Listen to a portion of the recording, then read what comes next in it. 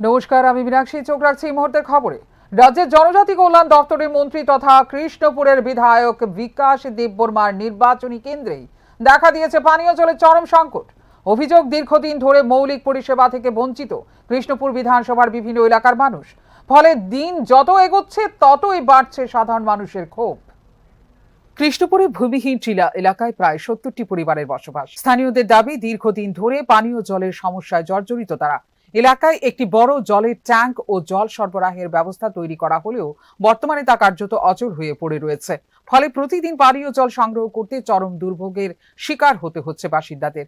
স্থানীয়দের অভিযোগ, নির্বাচনের আগে ভোট চাইতে এলাকায় এসেছিলেন মন্ত্রী বিকাশ দেববর্মা, কিন্তু 2023 সালের বিধানসভা নির্বাচনের পর থেকে আর কখনো এলাকার মানুষের খোঁজ খবর নিতে দেখা যায়নি তাঁকে। এমনকি জনসাধারণের সমস্যা নিয়েও কোনো উদ্যোগ গ্রহণ করা হয়নি বলে অভিযোগ। শুধু সাধারণ মানুষই নন, স্থানীয় পঞ্চায়েত প্রতিনিধিদের একাংশ, এমনকি শাসক দলের কর্মী সমর্থকদের মধ্যেও ক্ষোভের সুর স্পষ্ট। তাঁদের বক্তব্য, দীর্ঘদিন ধরে সমস্যার সমাধান না হওয়ায় আগামী দিনে মন্ত্রী বিকাশ দেববর্মাকে সমর্থন করা কঠিন হয়ে পড়বে। সবচেয়ে সমস্যা জলের সমস্যা, রাস্তার সমস্যা, এগুলোই আমরা বেশি সমস্যা। এই মধ্যে এই এলাকার মধ্যে যে জলের সমস্যা আছে, কত পরিবারের বাসী এখানে? আমরা এখানে আছি টিলার মধ্যে প্রায় 70 পরিবারের মতো। 70 পরিবার মধ্যে মনে করো 10 পরিবার পাওয়া যায়, আর সব বাকি পাওয়া যায় না। জল পাওয়া যায় না। বাড়িঘরও দেখলাম অনেক বাড়িঘরের লাইন আছে। লাইন আছে, এটা নিচের আগের ছিল আর কি, আগে দিছিল। এখন তো এই বড় সাপ্লাইদের দেওনে এই লাইন কাটটা দিয়েছে। আচ্ছা, আর এই এলাকার মধ্যে মন্ত্রী আয়নি? না, একবার আইছিল যখন বুথ হয়েছে, বুথের সময় আইছিল, তখন কইছে যে মাসি, কাকি, দাদা, তোমরা সাথে আমি সুটকি ভর্তা দেয়া, আলু ভর্তা দেয়া খাইয়া যাবো, আমার নাম বিকাশ, আমি বিশ্বাস করো, আমি তোমরা বিশ্বাসের করবো। ওই কিচ্ছু দিল না। এই এখনো আইছে না? না, মানে 2023 আইছিল নাকি 24 আইছিল? 2023 বুঝে আইছিল। এরপর তার আইছে না? না। তাই না কোয়েছেন নি যে এলাকার যে জলের সমস্যা? কইছি। কিতা কথা নেই? তাই তো দিছি তো তোমরা লেগিয়া, কিন্তু এখন তো ঠিকই দিছে, মেশিন দিছে ঠিকই, কিন্তু জল তো যদিও ভোটের রাজনীতিতে শেষ কথা বলে জনগণই, তবে বর্তমান পরিস্থিতি ইঙ্গিত দিচ্ছে শুধুমাত্র ভূমিহীন টিলা নয়, কৃষ্ণপুর বিধানসভার একাধিক এলাকায় স্থানীয় বিধায়ক তথা মন্ত্রীর কাজকর্ম নিয়ে অসন্তোষ ক্রমশ বাড়ছে। আর সেই অসন্তোষের অন্যতম কারণ হয়ে উঠেছে পানীয় জলের মতো মৌলিক পরিষেবার সংকট। ফিউরো রিপোর্ট, নিউজ নাও।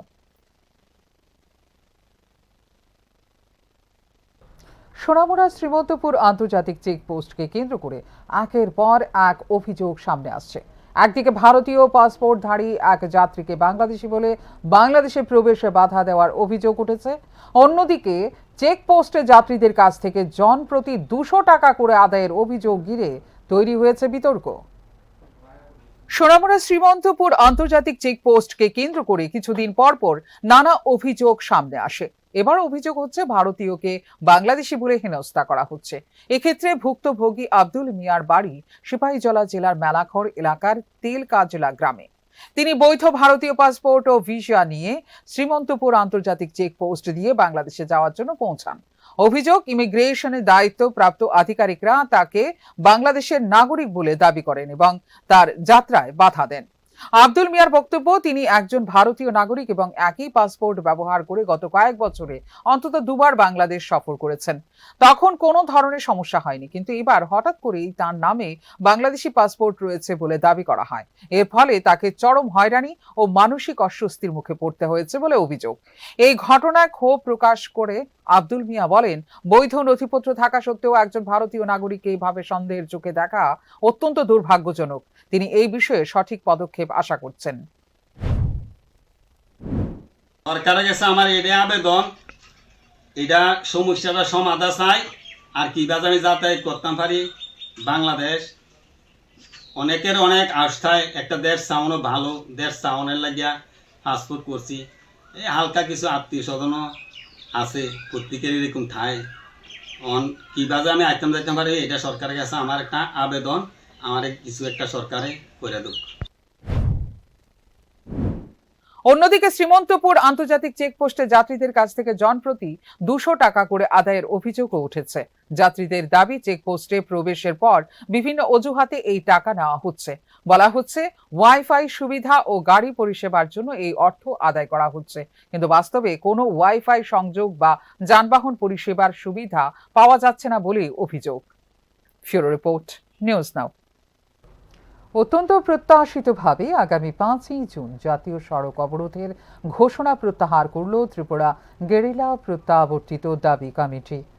মন্ত্রী বিকাশ দেববর্মার সাথে মিটিং করে বন্ধ প্রত্যাহারের ঘোষণা দিলেন ত্রিপুরা গেরিলা প্রত্যাবর্তিত কমিটির নেতৃত্ব। তারা বলেন, সরকারের সাথে আলোচনা করে সিদ্ধান্ত নেওয়া হয়েছে আগামী 9 তারিখে এই বিষয়ে ফের আলোচনা হবে। তবে এই সময়ে ইতিপূর্বে জাতীয় সড়ক এবং রেল লাইন বন্ধের যে ঘোষণা দেওয়া হয়েছিল তা প্রত্যাহার করা হয়েছে। প্রসঙ্গত, আত্মসমর্পণকারী জঙ্গিদের নির্দিষ্ট কিছু দাবির ভিত্তিতে 5 জুন থেকে জাতীয় সড়ক এবং রেলপথ অবরোধের ঘোষণা দিয়েছিল এই গেরিলা প্রত্যাবর্তিত কমিটি, যদিও তাদের এই ঘোষণার সমর্থনে তেমন কোনো জনসমর্থন ছিল না।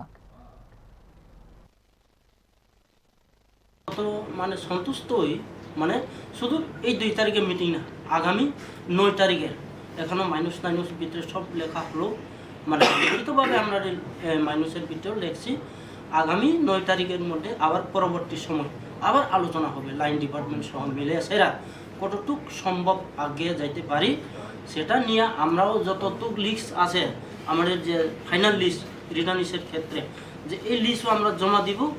তারপরে এই লিস্টের অনুসারে কতটুকু টাকা দরকার, কতটুকু মানে রিহ্যাবিলিটেশন স্কিম দেওয়ার আছে সেটার চেষ্টা করার জন্য আমরা মাইনাস দেওয়া হলো, যার কারণে সে মাইনাসের অনুসারে আমরা আইনের অনুসারে আমরা মেনে নিয়ে আজকে এই অবরোধটা প্রত্যাহার করা হয়। পৌর নিগমের অন্তর্গত 16 নম্বর ওয়ার্ড এলাকা পরিদর্শন করলেন মেয়র তথা বিধায়ক দীপক মজুমদার। পরিদর্শনকালে এলাকাবাসীদের সাথে কথা বলার পাশাপাশি সংবাদ মাধ্যমের সাথেও বিভিন্ন বিষয় নিয়ে কথা বললেন মেয়র। সার্বিকভাবে ওয়ার্ড এলাকার উন্নয়নকে পাখির চোখ করে যে এই পরিদর্শন জানালেন মেয়র দীপক মজুমদার। 7 রামনগর বিধানসভার অন্তর্গত আগরতলা পৌর নিগমের 16 নম্বর ওয়ার্ড এলাকার বিভিন্ন জনপদ পরিদর্শন করলেন দীপক মজুমদার। বৃহস্পতিবার তিনি এলাকার বিভিন্ন রাস্তা ও ড্রেন নির্মাণ কাজ সরেজমিনে ঘুরে দেখেন এবং চলমান প্রকল্পগুলো দ্রুত সম্পূর্ণ করার লক্ষ্যে সংশ্লিষ্ট আধিকারিক ও কর্মীদের প্রয়োজনীয় নির্দেশ দেন। পরিদর্শন শেষে সংবাদ মাধ্যমের মুখোমুখি হয়ে মেয়র জানান, সাধারণ মানুষের দৈনন্দিন সমস্যার দ্রুত সমাধান এবং উন্নয়নমূলক কাজের গুণগত মান নিশ্চিত করতেই এই উদ্যোগ নেওয়া হয়েছে। তিনি বলেন, নাগরিক পরিষেবার মান উন্নয়ন ও পরিকাঠামোগত উন্নয়নকে অগ্রাধিকার দিয়েই পৌর নিগম কাজ করে চলেছে এবং নির্ধারিত সময়ের মধ্যে প্রকল্পগুলো সম্পূর্ণ করার উপর গুরুত্ব দেওয়া হচ্ছে। যেটা বললেন এটা কোনো অভিযোগ নেই, কোনো লোক, আমি সারাটা ওয়ার্ড আছে ঘুরলাম, সমস্ত বুথ সভাপতি, এখানে যারা কার্যকর্তারা আছেন, বিভিন্ন ক্লাবের কর্মকর্তারা আছেন এবং আমাদের এক্সিকিউটিভ সহ আধিকারিক আছেন, সমস্ত অফিসার নিয়ে আমরা ভিজিট করেছি। আমাদের এই 16 নম্বর ওয়ার্ড আগরতলা পৌর নিগম 16 নম্বর ওয়ার্ড জেলা থেকে আমি প্রতিনিধি হিসেবে আছি আগরতলা পৌর নিগমে। বিভিন্ন সময় আমরা প্রয়োজনীয়তার লক্ষ্য রেখে এবং মানুষের সমস্যাকে আলোচনা করে আমরা সব প্রায় অধিকাংশ কাজ সম্পন্ন হয়েছে। কিছু কিছু গলির রাস্তা বাকি আছে বা মেনটেন্স করা, সংস্কার করার দরকার আছে, সেই হিসেবে কাজ চলছে। এমনিতেও রামনগর এই 16 নম্বর ওয়ার্ডে এই বরদলি বিধানসভা অন্তর্গত 1, 2, 3, 4 এই সবগুলিতে কভার ড্রেনের কাজ চলছে, প্রকৃত কাজ করছেন। আমাদের আগরতলা পৌর নিগমও বিভিন্ন গলিগুলি সংস্কার এবং নতুনভাবে কাজ করা শুরু করেছে। সেই ক্ষেত্রে আমি দেখেছি কিছু কিছু কাজ বাকি আছে যেগুলি মেনটেন্স করা দরকার, আর কিছু নতুন করে রাস্তা তৈরি করা দরকার, ছোট ছোট রাস্তা, সেগুলি আজকে আমাদের ইঞ্জিনিয়ারদের সঙ্গে কথা বলেছি। আগামী এখানে উল্লেখ করা প্রয়োজন, শুধুমাত্র 16 নম্বর ওয়ার্ড এলাকা নয়, বিভিন্ন সময় মেয়র প্রায় প্রত্যেকটা ওয়ার্ড এলাকাতেই এই প্রকারের পরিদর্শন কর্মসূচি সম্পন্ন করে থাকেন। ব্যুরো রিপোর্ট, নিউজ নাও। বিশ্ব পরিবেশ দিবসকে সামনে রেখে বৃহস্পতিবার আগরতলায় সচেতনতা র্যালি করল অর্পণ সামাজিক সংস্থা। সংস্থার উদ্যোগে বর্ণাঢ্য পদযাত্রা শহরের বিভিন্ন পথ পরিক্রমা করে। পদযাত্রার মাধ্যমে পরিবেশ রক্ষায় ব্যক্তিগত জীবনে ভোগ বিলাস নিয়ন্ত্রণ আনার আহ্বান জানান প্রকৃতি প্রেমীরা। শুক্রবার 5 জুন বিশ্ব পরিবেশ দিবস। বর্তমান সময়ে গোটা বিশ্ব যখন গ্লোবাল ওয়ার্মিং তথা ভূষ্ণায়নের প্রভাবে প্রভাবিত রয়েছে, ঠিক এই সময়ে পরিবেশ দিবসকে সামনে রেখে আগরতলায় সচেতনতা র্যালি করল অর্পণ সামাজিক সংস্থা। অর্পণের উদ্যোগে আগরতলায় অনুষ্ঠিত হল ওয়াক ফর প্ল্যানেট আহ্বানে বর্ণাঢ্য র্যালি। র্যালিতে অংশ নেন কচি কাঁচা সহ সমাজের বিভিন্ন স্তরের পরিবেশ প্রেমীরা। প্রচার অভিযানের নেতৃত্বে ছিলেন অর্পণ সামাজিক সংস্থার সম্পাদক রাজ্যের বিশিষ্ট সাংবাদিক doctor Bishwendu Bhattacharya, Indo German প্রজেক্টের সিইও এস প্রভু সহ অন্যান্যরা।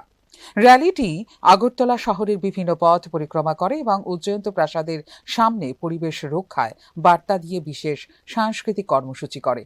পরে সাংবাদিকদের সঙ্গে কথা বলতে গিয়ে সংস্থার সম্পাদক ডক্টর বিশ্বেন্দু ভট্টাচার্য বলেন, বর্তমান সময়ে যে জ্বালানি সংকট চলছে তা নতুন কোনো বিষয় নয়।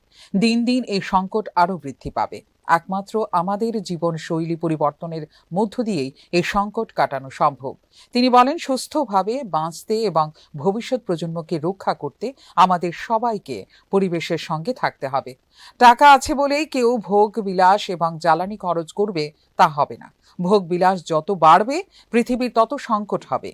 তিনি বর্তমান জুন মাসের তথ্য দিয়ে বলেন, জুনের শুরুতেই রাজ্যে বৃষ্টি আসতো, কিন্তু তা এখনো আসেনি এবং কবে আসবে তা নিয়েও কেউ নিশ্চিত করে কিছু বলতে পারছেন না। তিনি বলেন, অর্পণ সামাজিক সংস্থা গত 25 বছর ধরে এই পরিবেশ সচেতনতায় কাজ করছে এবং সুখের বিষয় মানুষ পরিবেশ রক্ষায় ধীরে ধীরে এগিয়ে আসছে। দিবস আগামীকালকে, তো পরিবেশ দিবসের আগে জনগণকে সচেতন করার জন্য আমাদের এই র্যালি। আমরা এই বছর যে বিশ্বজুড়ে যে এখন জ্বালানির সংকট চলছে, এই সংকটটা কিন্তু নতুন নয় এবং দিনে দিনে এগুলো বাড়বে। আমরা মনে করি যে এই সংকট মোকাবেলা শুধুমাত্র আমাদের জীবনশৈলী পরিবর্তন, আমাদের ভোগবিলাসী জীবনযাত্রা, এইগুলোর মাধ্যমেই এটাকে আমরা সমাধান করতে পারবো। আমরা এই র্যালি থেকে যে মেসেজটা আমরা দিতে চাইছি সেটা হচ্ছে যে পরিবেশ আজকে একটা সময় ছিল যে শুধুমাত্র একটা শ্রেণীর লোক সেটা নিয়ে ভাবতেন, কিন্তু আজকে আমরা দেখতে পাচ্ছি যে গোটা বিশ্বে পরিবেশ এখন আমাদের অবিচ্ছেদ্য অঙ্গ হয়ে গেছে। আমরা যদি সুস্থভাবে বাঁচতে চাই, আমরা যদি আগামী প্রজন্মকে নিশ্চিত জীবনযাত্রার মান উন্নয়ন করতে চাই, তাহলে আমাদের পরিবেশের সঙ্গেই থাকতে হবে। এবং আপনার কাছে টাকা আছে বলেই আপনি যা খুশি করবেন, আপনি গাড়ি কিনবেন, আপনি প্লেন চালাবেন, এটা করা যাবে না। কারণ যত বেশি আপনি এগুলো করবেন তত বেশি পরিবেশের সংকট হবে। আপনারা দেখতেই পাচ্ছেন পৃথিবীর তাপমাত্রা কিভাবে বাড়ছে। আজকের জুন মাসের শুরুতেই আমরা বৃষ্টি পেতাম, এই বছর দেখতে পাচ্ছি যে বৃষ্টি এখনো আসেনি। কবে আসবে বিজ্ঞানীরা এখনো বলতে পারছেন না নিশ্চিত করে কবে আসবে। তো এই যে পরিবর্তনটা, এটা কিন্তু হঠাৎ করে হয়নি, আস্তে আস্তে হয়েছে এবং আমরা গত 25 বছর ধরে এই কথাটা বলে আসছিলাম।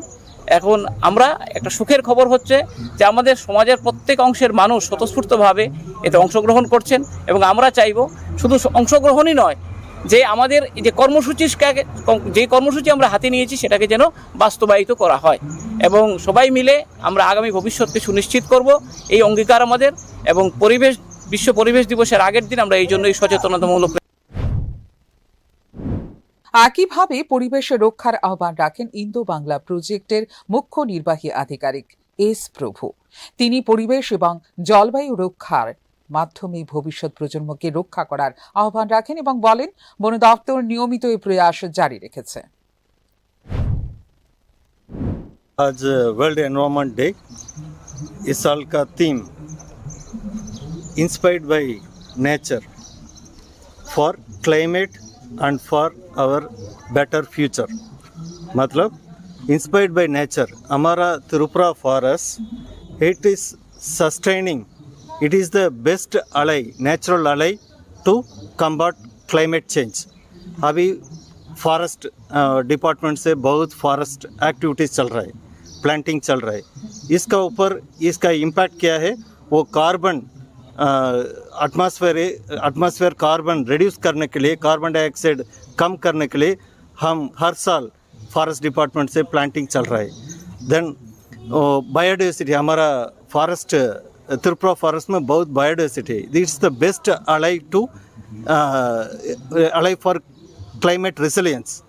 हमारा आज ये प्रोग्राम अर्पण सोसाइटी का साथ हमारा इंडो जर्मन प्रोजेक्ट आज walking to save the planet ये थीम है आज का theme. This is for making our planet greener, cleaner and better environment for our future generation के लिए आज ये प्रोग्राम कर रहे हैं। প্রসঙ্গত, অর্পণ সামাজিক সংস্থা রাজ্যের একমাত্র সংগঠন যা পরিবেশ রক্ষায় দীর্ঘ বছর যাবৎ নিরলসভাবে কাজ করে চলছে। জ্বালানি খরচের পরিবর্তে ব্যাটারি চালিত সাইকেল, বাইক ব্যবহারের ধারণার বাস্তব প্রতিফলন ত্রিপুরায় প্রথম দেখিয়েছিলেন অর্পণ সংস্থার সম্পাদক ডক্টর বিশ্বেন্দু ভট্টাচার্য। বিশিষ্ট সাংবাদিক হওয়ার পাশাপাশি তিনি বরাবরই পরিবেশ রক্ষায় দেশ এবং আন্তর্জাতিক স্তরে কাজ করছেন। পরিবেশ রক্ষায় তাঁর অগ্রণী ভূমিকার মধ্য দিয়ে ইতিমধ্যেই তিনি একাধিক আন্তর্জাতিক সেমিনারে দেশের প্রতিনিধিত্ব করেছেন এবং সুনাম অর্জন করেছেন। ফিউরো রিপোর্ট, নিউজ নাও। এদিকে এই নিয়ে সুকান্ত একাডেমিতে রাজ্য দূষণ নিয়ন্ত্রণ পর্ষদের উদ্যোগে অনুষ্ঠিত হল বসে আঁকো প্রতিযোগিতা। প্রকৃতি দ্বারা অনুপ্রাণিত জলবায়ুর জন্য আমাদের ভবিষ্যতের জন্য প্রতিপাদ্যকে সামনে রেখে আয়োজিত এই প্রতিযোগিতায় বিপুল সংখ্যক শিক্ষার্থী অংশগ্রহণ করে পরিবেশ রক্ষার বার্তা তুলে ধরে। আগামীকাল বিশ্ব পরিবেশ দিবসকে সামনে রেখে বুধবার আগরতলা সুকান্ত একাডেমিতে রাজ্য দূষণ নিয়ন্ত্রণ পর্ষদের উদ্যোগে এক বর্ণাঢ্য বসে আঁকো প্রতিযোগিতার আয়োজন করা হয়। প্রতিযোগিতায় ৩টি পৃথক বিভাগে প্রায় ২৫০ থেকে ২৬০ জন প্রতিযোগী অংশগ্রহণ করে। প্রতিযোগীদের আঁকা ছবিতে ফুটে ওঠে প্রকৃতি সংরক্ষণ, বৃক্ষরোপণ, প্লাস্টিক দূষণ রোধ, জলবায়ু পরিবর্তনের প্রভাব এবং জীব বৈচিত্র্য রক্ষার মতো গুরুত্বপূর্ণ বিষয়। ছোট ছোট শিল্পীদের তুলিতে পরিবেশ সচেতনতার নানা বার্তা প্রাণবন্ত হয়ে ওঠে। প্রতিযোগিতা চলাকালীন সুকান্ত একাডেমি চত্বরে ছিল উৎসব মুখর পরিবেশ। অংশগ্রহণকারীদের উৎসাহ, উদ্দীপনা এবং সৃজনশীলতা উপস্থিত সকলের দৃষ্টি আকর্ষণ করে।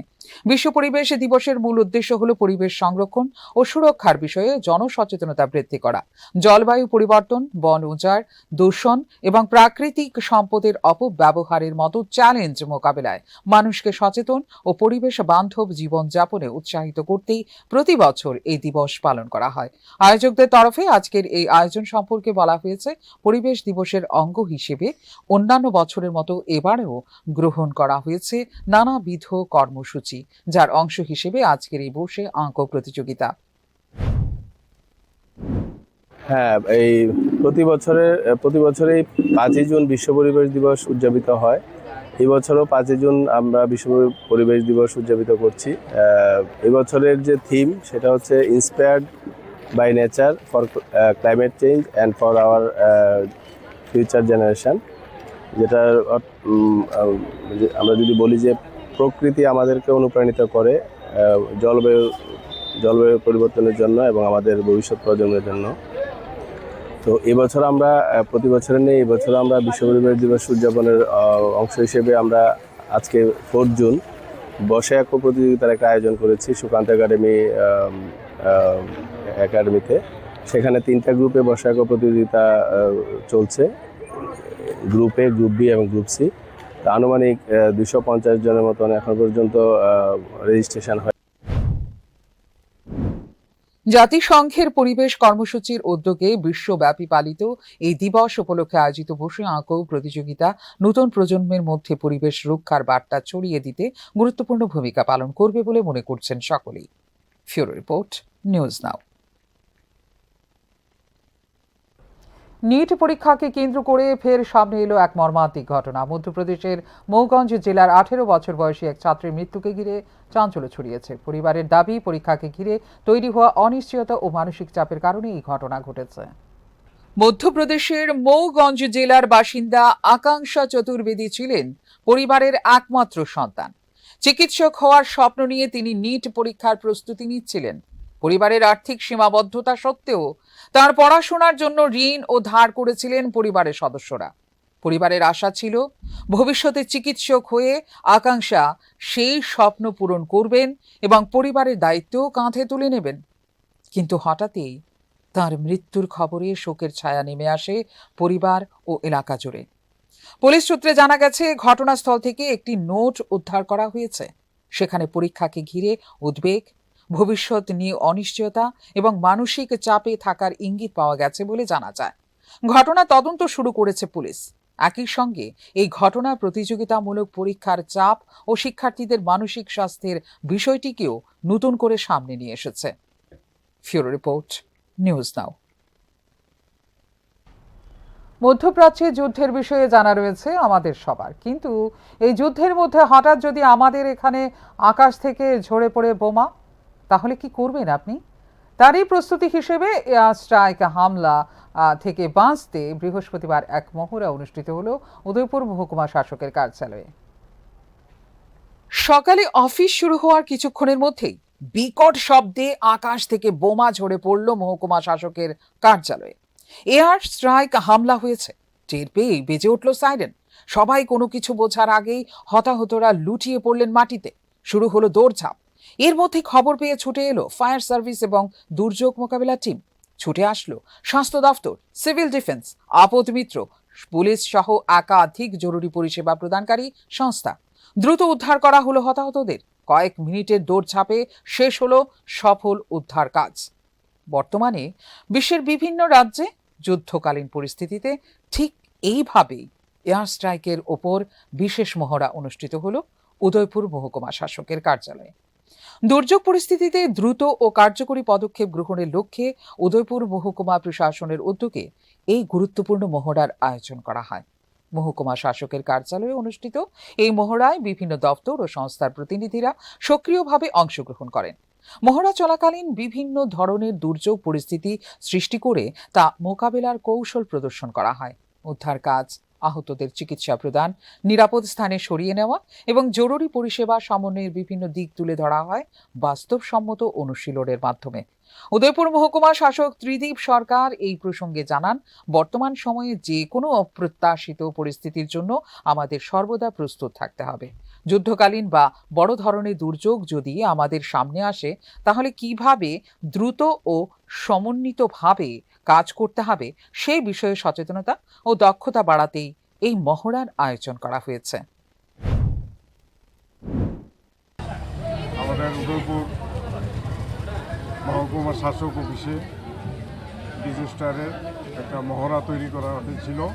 এই মহড়া ছিল এয়ার স্ট্রাইক।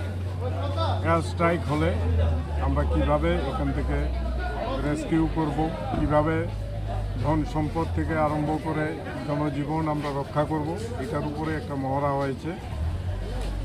মহড়ার মেন উদ্দেশ্য হলো তাৎক্ষণিক দুর্যোগ কাউকে বলে আসে না, হঠাৎ দুর্যোগ হয়, সেই দুর্যোগটা মোকাবেলা করার জন্য আমরা কীরকমভাবে প্রস্তুত থাকি এই জিনিস।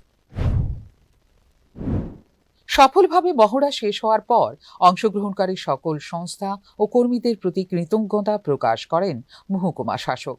এই উদ্যোগকে ঘিরে প্রশাসনের প্রস্তুতি ও সচেতনতার প্রশংসা করেছেন স্থানীয় মহলও। ফিউরো রিপোর্ট, নিউজ নাও। রাতের অন্ধকারে ভিলেজ কমিটির অফিসে হামলা করল দুষ্কৃতীরা। বুধবার রাতে এই ঘটনা হেজামারা ব্লকের অধীন রামশঙ্কর এডিসি ভিলেজ কমিটি কার্যালয়ে। বৃহস্পতিবার খবর পেয়ে তদন্তে নেমেছে পুলিশ। রাতের অন্ধকারে দা দিয়ে কুপিয়ে দরজা কেটে ভিলেজ কমিটির অফিসে প্রবেশ করল দুষ্কৃতীরা। ভেঙে দেওয়া হলো সিসি ক্যামেরা, লুটপাট করা হলো গুরুত্বপূর্ণ নথিপত্র।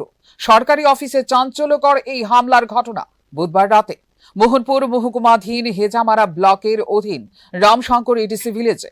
দুষ্কৃতীরা ভিলেজ কমিটির কার্যালয়ে রাতের আধারে হামলা করে। দুষ্কৃতীরা কার্যালয়ের ভেতরে ঢুকে তছনছ করার পাশাপাশি কিছু নথিপত্র লুটে নিয়েছে বলেও অভিযোগ। ফলে রহস্য তৈরি হয়েছে এই ঘটনা। বৃহস্পতিবার সকালে ঘটনার খবর পেয়ে ঘটনাস্থলে ছুটে যায় পুলিশ সহ প্রশাসনিক আধিকারিক। এমনি ঘটনাটা কি হয়েছিল? পঞ্চায়েতে একটু জোরে বলেন স্যার। মানে পঞ্চায়েত সিস্টেমটা বাগানো হয়েছে, এবারে তালা ব্যাঙ্গে ঘরে ঢুকছে। হ্যাঁ, এবার আমরা খবর পাইছি, আমরা খুশি।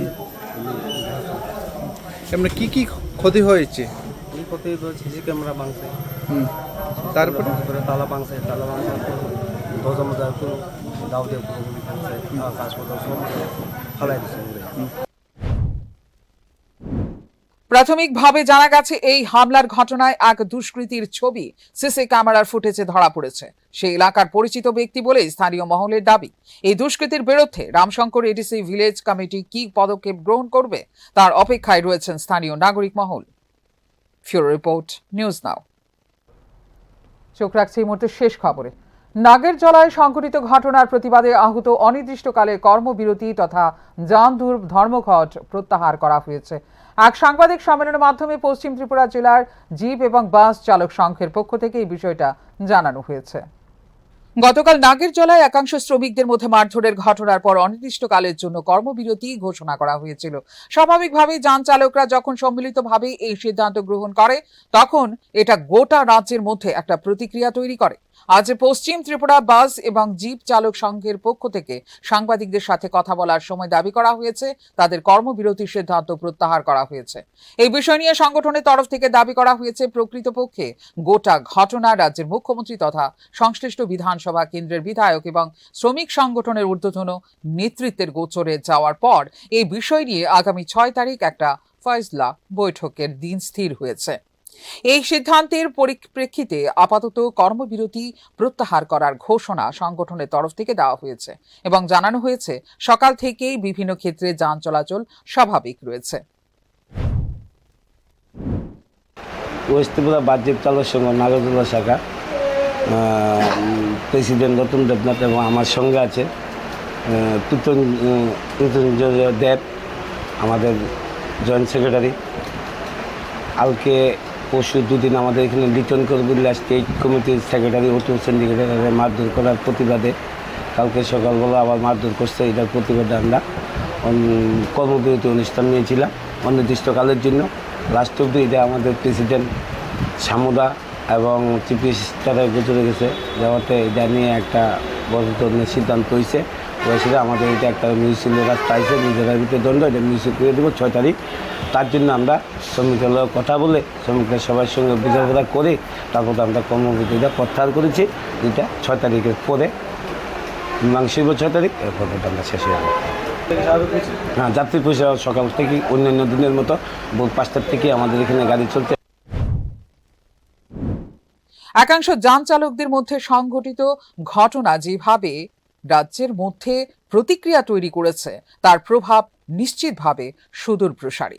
এখন দেখার বিষয় আগামী দিনে যাতে এই প্রকারের অনভিপ্রেত ঘটনা না ঘটে তার জন্য কোনো সঠিক সিদ্ধান্ত গৃহীত হয় কিনা। ফিউরো রিপোর্ট, নিউজ নাও।